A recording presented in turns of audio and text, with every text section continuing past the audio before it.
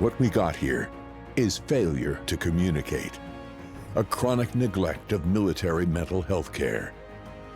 This is Psychiatric Casualties, how and why the military ignores the full cost of war.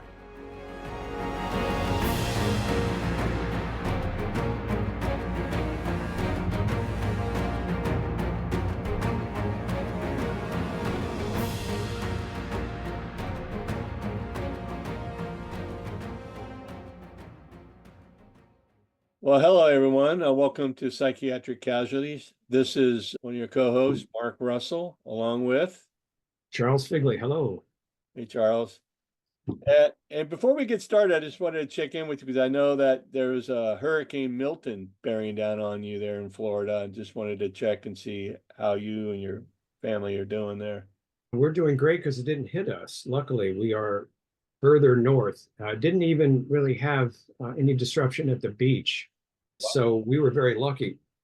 We weren't as lucky about the other two hurricanes that came through, but fairly lucky, relatively speaking. I mean, we lost trees. That was the major thing. And Yeah. Well, looking at the pictures of Florida and North Carolina and Tennessee, it looks like almost a combat zone would be a good description of it. It's a lot of people's lives have been severely disrupted by these storms. Yeah, pretty bad. Yeah. Hopefully there'll be help coming in fairly soon. You bet.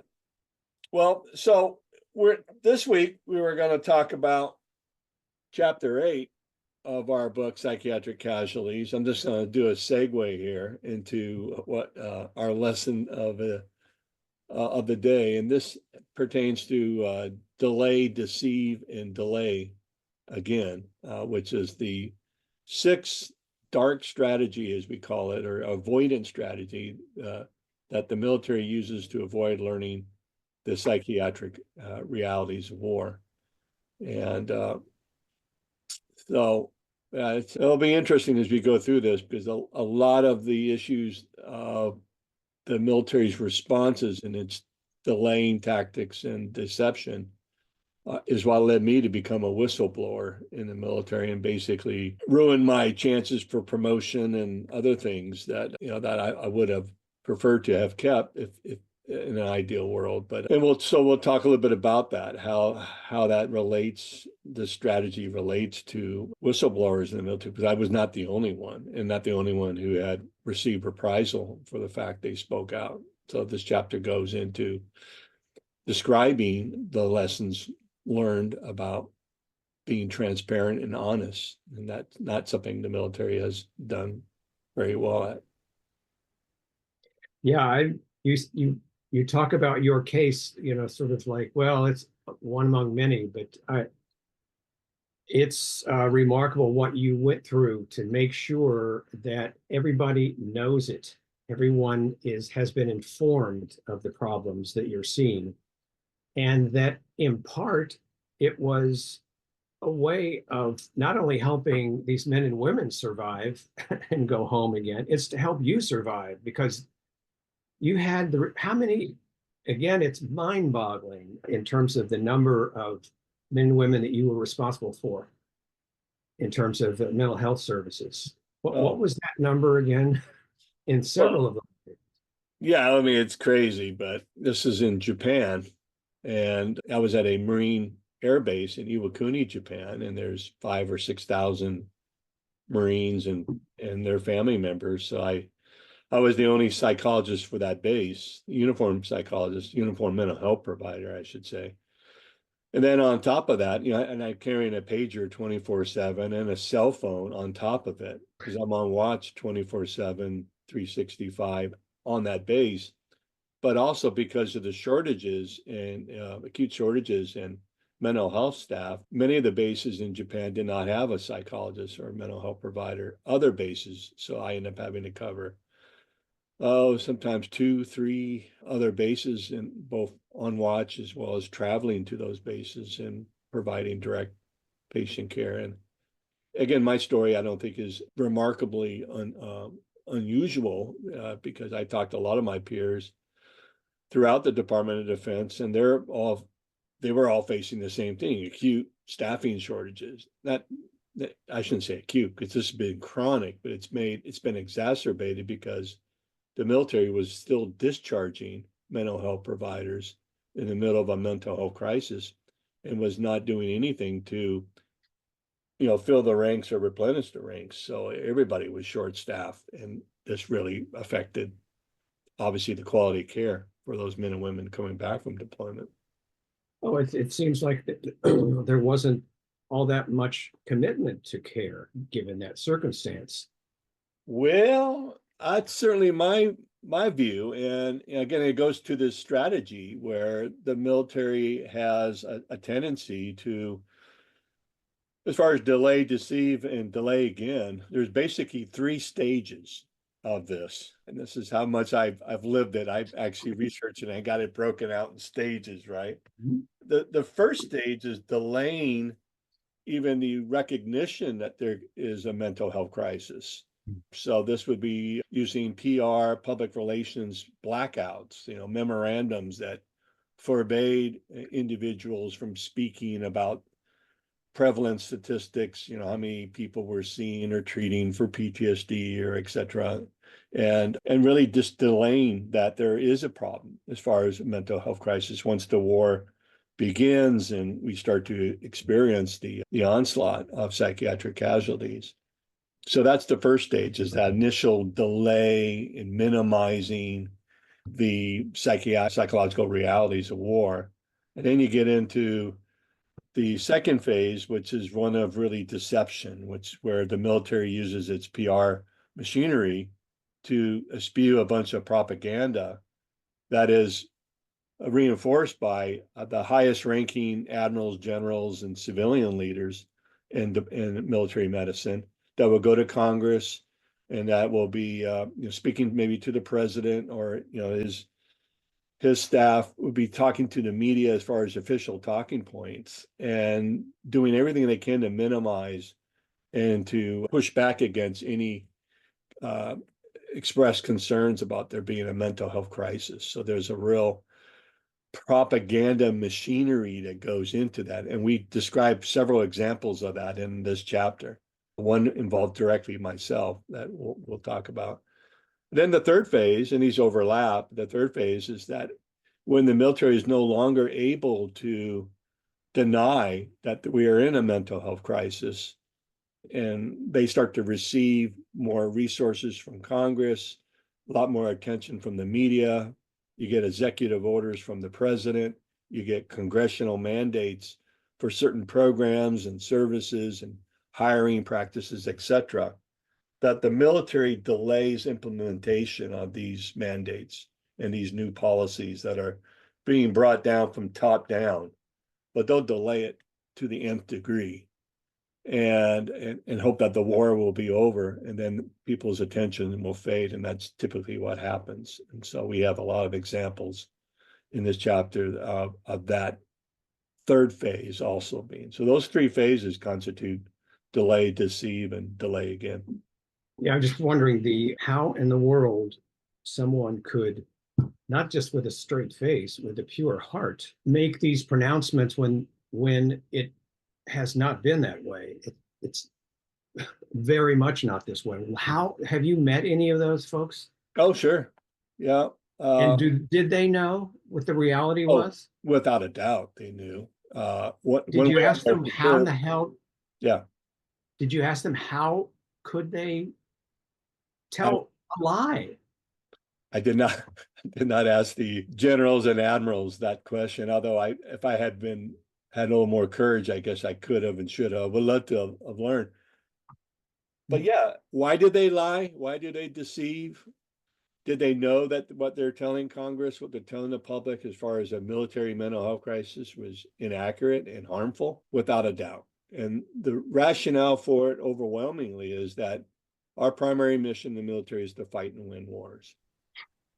And there was a recognition since the First World War that psychiatric casualties are undermining the military's ability to fight and win wars.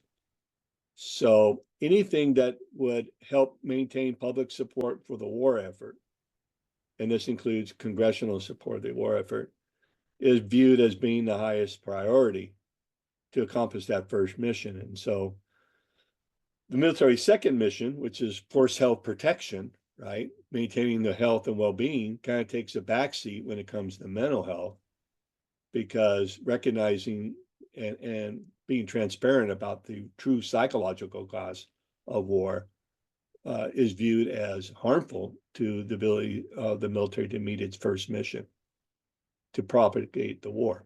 How about right now? Do you think things like that are going on in terms of lying about the realities? I think right now there's not much attention at all paid to mental health in the military. So, as far as congressional, you don't hear anything about congressional armed forces meetings on military mental health care. Certainly don't see the media, national news media, talking anything about what is the status of mental health in the military now that the war in Afghanistan concluded.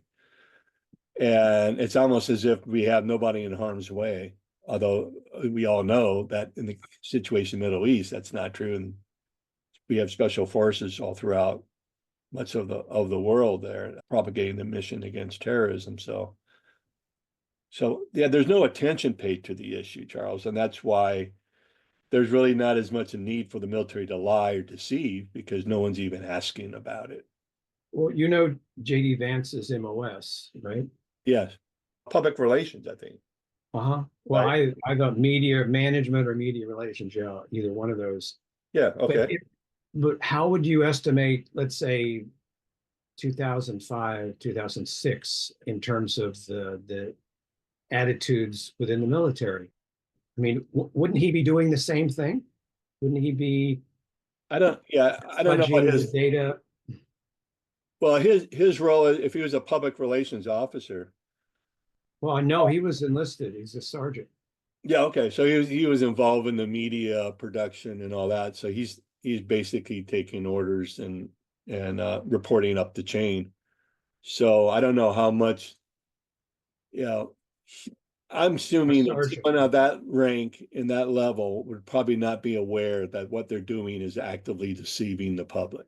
There might be some, I can't speak for all Sure. folks in the public relations, but I don't know if they got the big picture of it. Many people believe what they're reporting because it seems to be coming from credible sources. If you get it from an admiral or a general and you're doing a public relations bit on that, there's probably an assumption these people are being straightforward and honest, and they have their finger on the pulse of what's going on. So if you're a military news reporter, you're going to probably report the news and not necessarily question the sources all that much, right?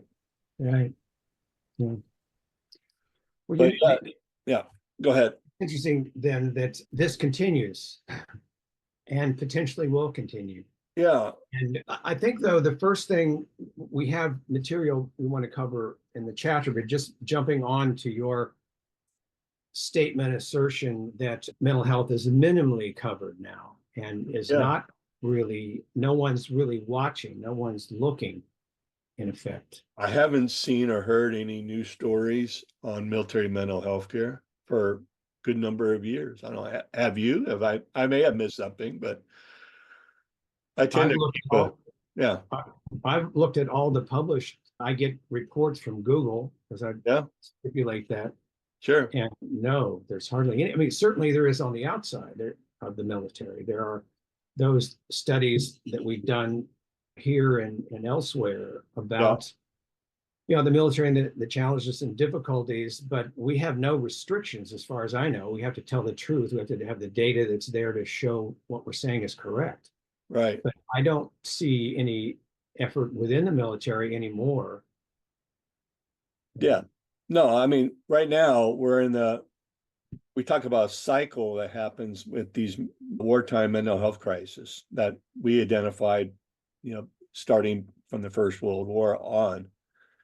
And the mental health crises have a life of itself, almost like a hurricane, right? You got the the warm up and everything, and then you got the after effects and so, and everything in between, as with the disaster of military mental health crisis during war, the last phase is when the wars end, you go into what we call a national reset, which is like hitting a reset button of your computer and going back like before the wars even started. Like you wipe out your memory, all the lessons learned about what the realities, the psychological realities of war are, what's required to meet the minimum mental health needs in the military and family members, all those things, all the new programs that are developed in the middle of a war to meet mental health needs, treatments for PTSD, anti-stigma policies or deployment policies, etc.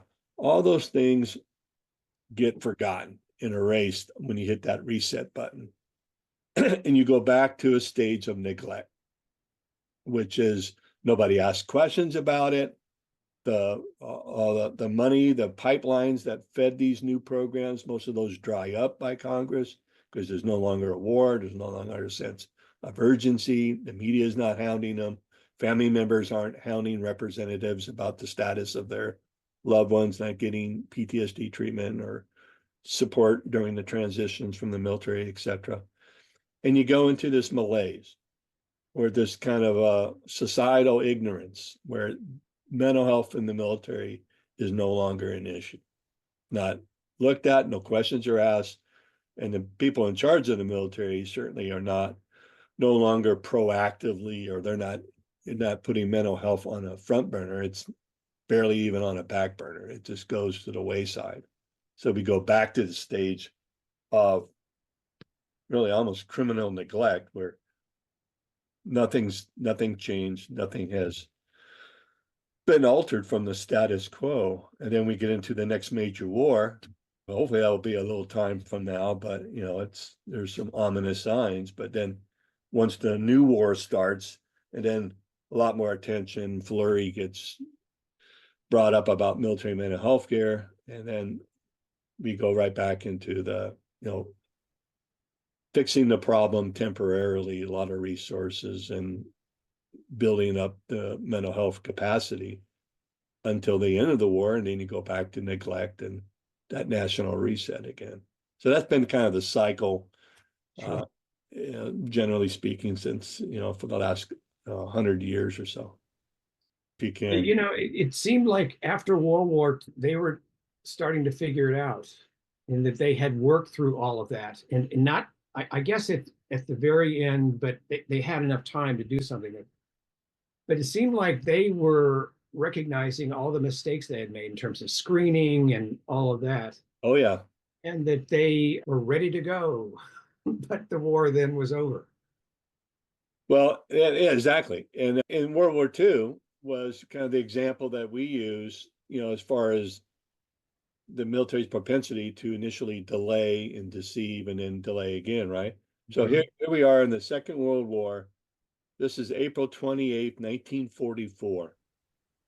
And you have the Director, Bureau of Public Relations for the War Department. And this is the memorandum that becomes the policy of the War Department, now the Department of Defense, at initially during the parts of World War II. Quote, subject, statistical information. This is regards to neuropsychiatric casualties. That's the title of the memorandum. Statistical information by percentages, rates, or numbers of neuropsychiatric casualties in the armed forces is classified. The release of statistical information as indicated above constitutes a violation of Army Regulation 380-5 and Article 76 Navy regulations.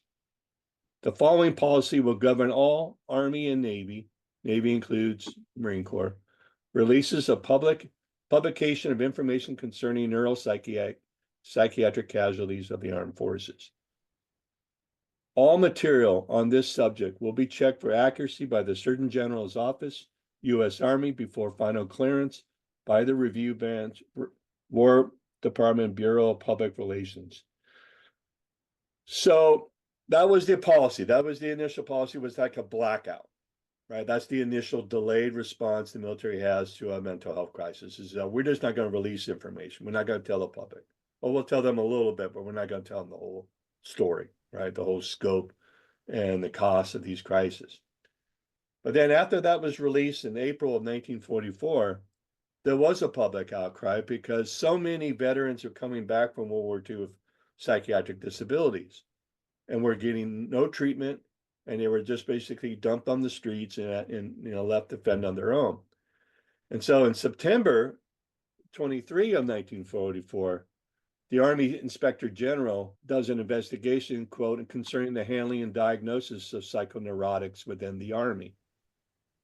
And the IG heavily criticized the military's blackout policy, and they forced the development in the War Department of the Board of Declassification of Medical and Scientific Reports, which is basically means, because the Army had classified statistics around the psychological costs of the war, they said we're going to need to have a declassification group to mediate this blackout policy. And the rationale for it was full publicity of the psychiatric problems should be given in a factual manner. And that wasn't the case. That was the IG, right? It wasn't. That was the IG that got commissioned to investigate the issues around the military's publicity blackout on statistics. Yeah. So yeah, if I could though, just in the chief of the Army's neuropsychiatry was the Brigadier General Menninger, from the Menninger his Clinic. Brother. His brother started that. This is what the rebuttal was to the blackout policy by Menninger, who was a psychiatrist. He says the public relations and publicity policy with regard to neuropsychiatry involve a problem of great magnitude. It affects the national life. There is an urgent need for frank and extended publication in this field. By a liberal policy of public education, the War Department can give its support and aid to those veterans discharged for neuropsychiatric causes. Yes. Well, in 1966, that same Brigadier Menninger, years after the Second World War, in his memoir, this is what his conclusions was about the military's PR policies. Quote, if we are to learn any lesson, it would certainly be the importance of establishing full-time public relations officer in this field of neuropsychiatry, with the authority of the War Department to release such information as seemed indicated.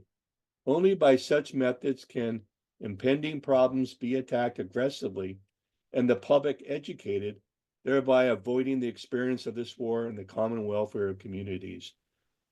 That was his prescription for avoiding future mental health crisis, was the transparency.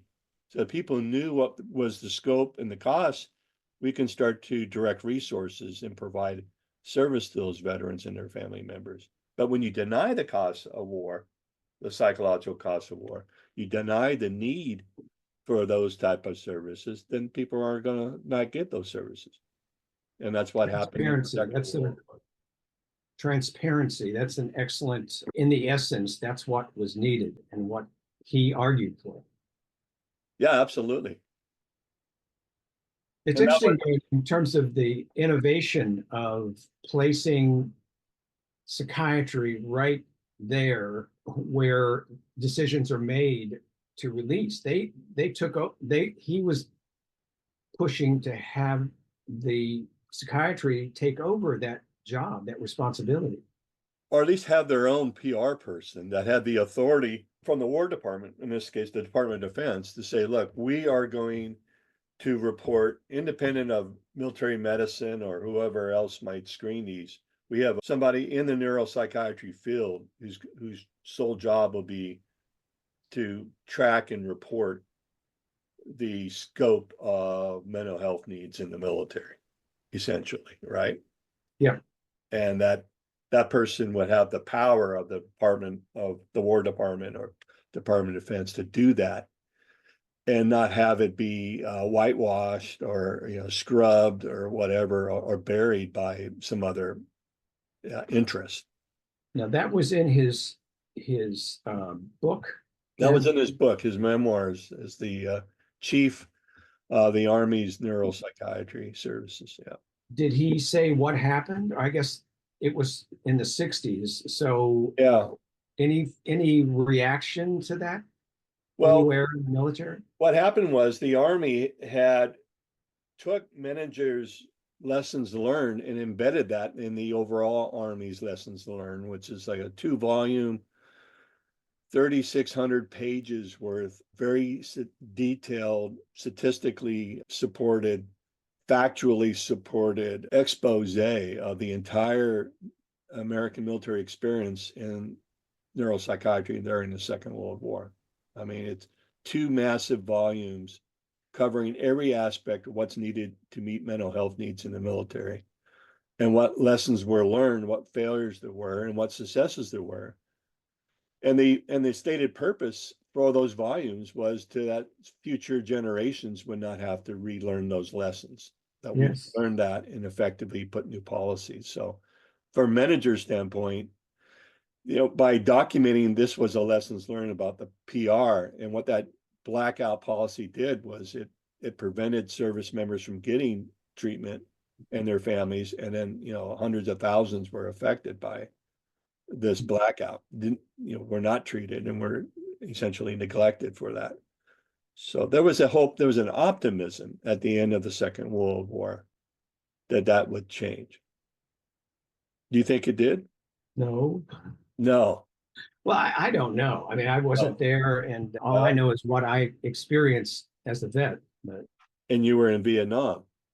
yeah, I would challenge you or any listener to go through your resources and try to find out what the Department of Defense reported as far as the prevalence statistics, war stress injuries during Vietnam or during Korea. As far as numbers, how many people were affected? How many people are they died? available? They're not. Yeah, And what the military did, and after the Second World War, is they took the lessons learned and they said, we're not going to do that. We're not going to be transparent, but we are going to publish statistics because now that's required of us. And the statistics they reported were ratios.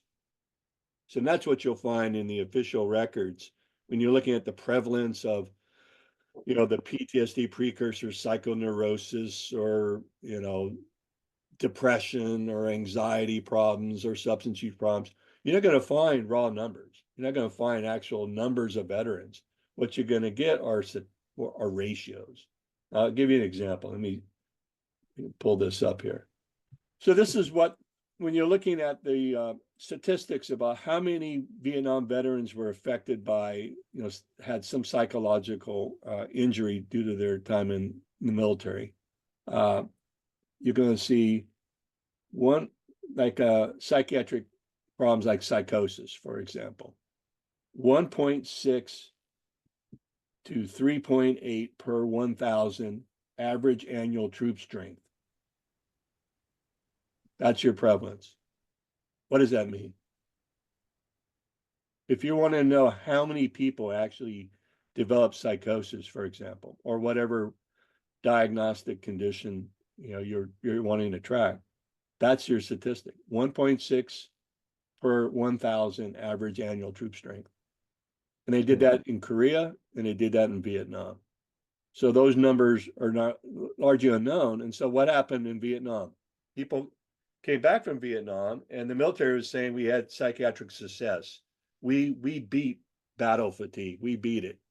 With our policies, we no longer have a psychiatric problem. And what happened was we had a massive epidemic that led to the diagnosis of PTSD being adopted, thanks to folks like yourself, and recognition that hundreds of thousands Vietnam veterans, had psychiatric problems, were not given resources for those problems because the public was unaware of it.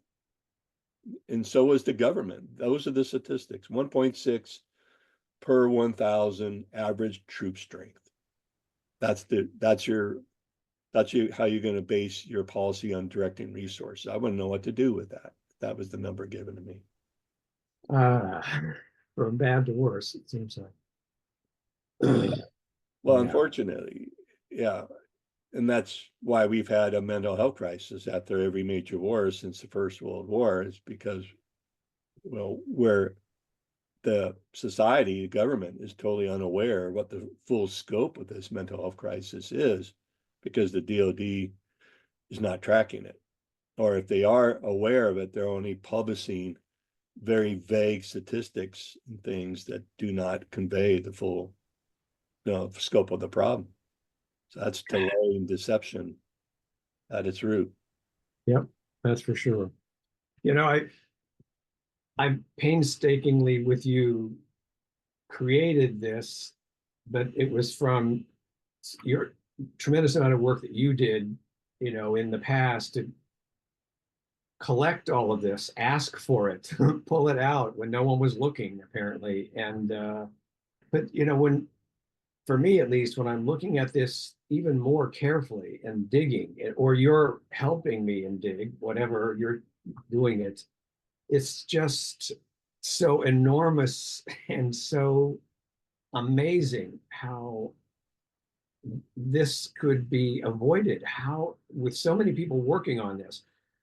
But as we say, it's part of the puzzle, it's part of the deal, part of the syndrome, the situation. It's not all that much different. And that's why you're saying, like, hey, how's things going now? Well, it's not real good, really, Good. unfortunately.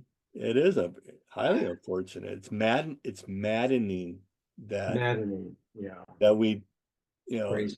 that these problems could be so much more better addressed and maybe even resolved if people had just heeded these lessons learned from each generation and actually, put mouth to paper and whatnot. I mean, walk the walk instead of just talking the talk, like we see, right?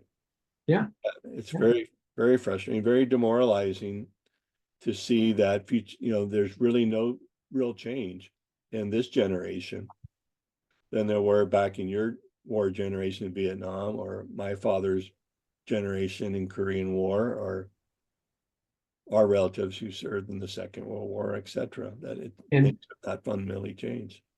And the demoralization in many ways then is a bad thing. And how did you put it when you read that, looking on the bright side, and they were positive and all after World War II, and right? I mean, is that the way it is, in which you spin it in a way that shifts from the attention, because it's demoralizing, it doesn't feel good, to a happier thought or to hope for the future, et cetera, et cetera. I mean, that it gets your attention. It's like, watch this, see this over here. I mean, I guess I'm still optimistic that I kept believing when I was on active duty, for example, that if I gave the top leadership, right, the Surgeon Generals, the Secretary of Defenses, right, if I gave all these the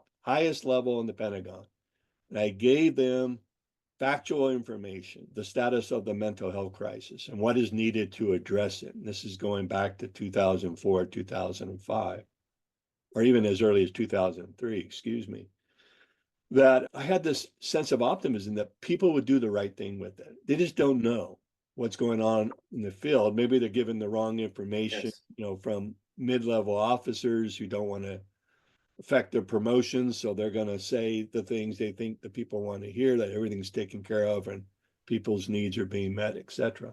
I kept thinking, and I still think to this day, that if this information is fully known by leadership in the military or Congress or the executive branch, that they would do the right thing, that they would say, damn, this is not going to happen again, not on my watch. And we're going to take these lessons learned, and we're going to drill down, and we're going to put this into the military's DNA, so that we're treating mental health on par as physical health, and we're going to not have these self-inflicted mental health crises. We're still going to have people who have PTSD, just as we have people who are killed and wounded in war. That's the unavoidable effects of warfare. But we're not going to have the self-inflicted part because of our negligence, essentially. And how'd that work out? Yeah, well, it hasn't.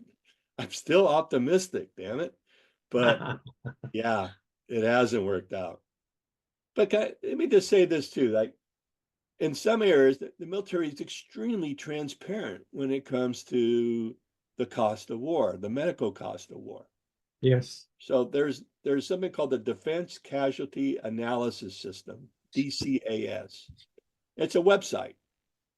You could go on, anybody in the world, any US citizen, etc., can go onto this website, Defense Casualty Analysis System, and you can get real-time, up-to-date numbers of military and civilian DoD contractors killed and wounded in action. They'll break it down to it. The manner of their deaths. Was it due to combat? Was it due to accidents, transportation accidents, training accidents, or was it self-inflicted? And you can get real-time statistics of how many people were affected, right? Who were wounded in action or killed, and the manner of which that happened.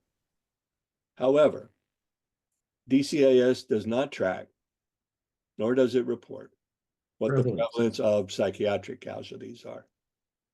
Even though psychiatric casualties, as we talked about many times in the show, outnumbers the total combined killed in action and wounded in action since every war since the Second World War. Even though that's the number one reason for attrition in the military is psychiatric casualty, disability, but we don't track it. There's no real-time statistics.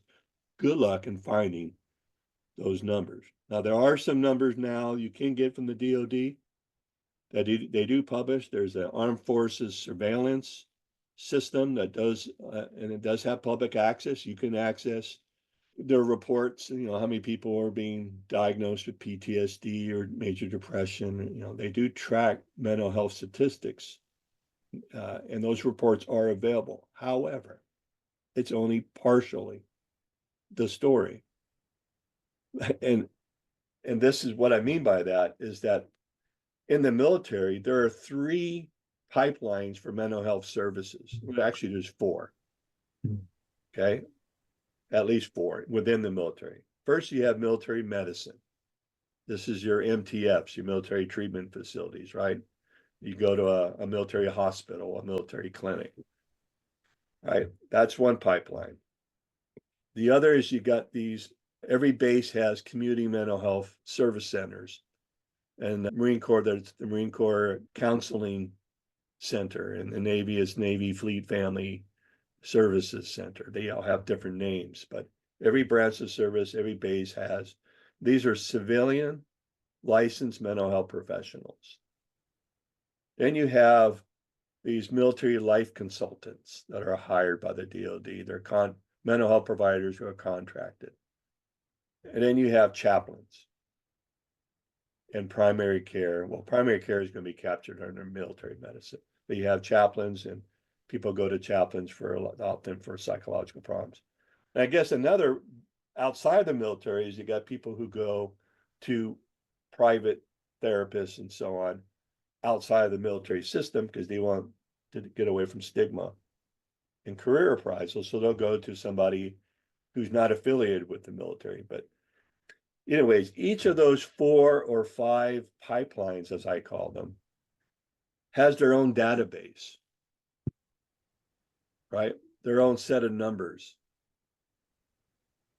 And the Armed Forces Surveillance Program only reports on one of those pipelines. Only those people who are seen by military medicine, who are entered into their electronic medical record, are the ones seen or the ones reported.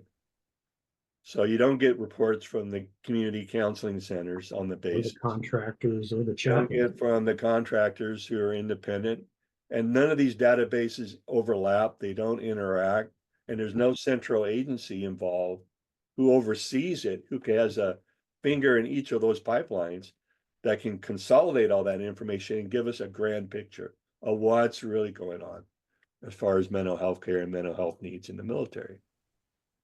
So it's like partial compliance for the military. We do keep statistics, and they are publishable, and there are things you can get from the public can get, the media can get to, but it's only 1/4 of the picture, if you would, right?